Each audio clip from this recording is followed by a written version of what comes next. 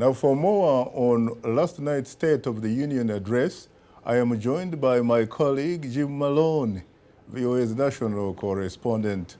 Good afternoon, Jim. Hello, Shaka. Good to be with you. I'm terrific. It seems that U.S. President Barack Obama's State of the Union is centered on domestic issues, yes, such as U.S. economy, the immigration, gun control, but with very little focus really on foreign policy. Is that how you saw it too?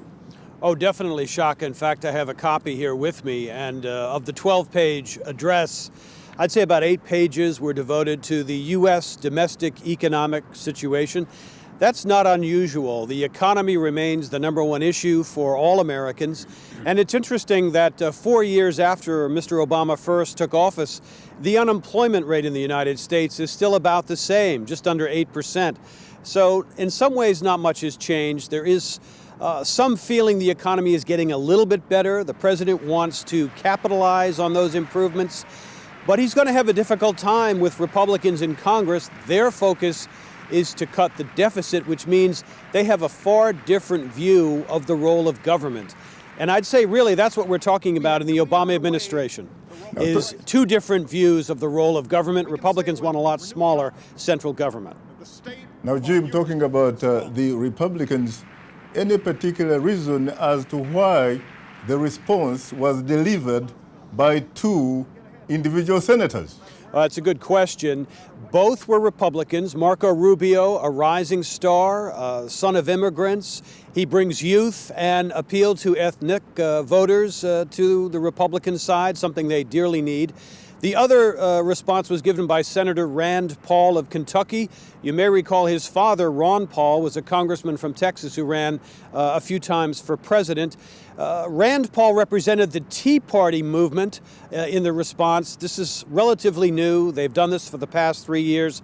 But it also shows a kind of divide within the Republican Party. This is something I think President Obama would like to exploit if he can, but I think we are headed for a budget showdown in a matter of weeks here in Washington in the building behind me, so we'll have to stay tuned. But yes, the Republicans are going through a moment of self-reflection in the wake of last year's election in which Mr. Obama won a second term.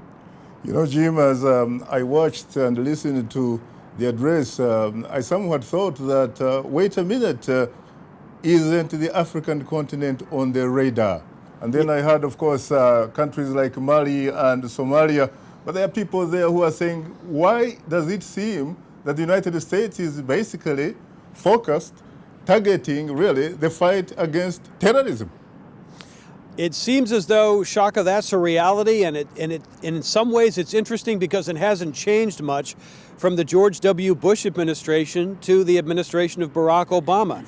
You're right, the mentions of specific African countries came in the context of the ongoing war on terrorism.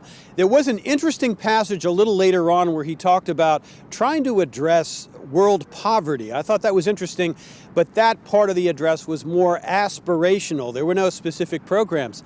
Don't forget, it was George W. Bush who had a specific program about addressing AIDS in Africa, which he announced in one of his State of the Union addresses. So we have seen references in the past to Africa, and in the one we saw last evening, it was again, as you point out, in the context of terrorism.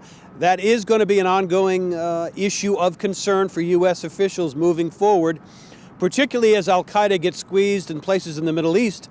It looks as though they're trying to spread it out in the Sahel region, and of course that is a U.S. security focus. What about support for those who are fighting for freedoms, different freedoms, freedoms of expression, freedom of the press, freedom of assembly, freedom really? We're talking democracy here. Yes, that's right. You know, the State of the Union address is usually a place for a president to hit on a number of themes. It's mostly domestic, but some of them apply internationally, you know, enforcement of law, human rights, that kind of thing. But it's generally done in a fairly vague or ambivalent way. There were no specific programs outlined, certainly focused on Africa. The president, I think, for foreign policy is most consumed with drawing down our troop presence in Afghanistan, winding that war down. That'll be one of his great foreign policy legacies, no doubt, the withdrawal out of Iraq and now Afghanistan. Having America pull back to home yet still trying to have a relevant voice in world affairs. And as we know, Mr. Obama is seen around the world in a way as one of the first internationalized American presidents because of his family background from Kenya and having spent time in Indonesia.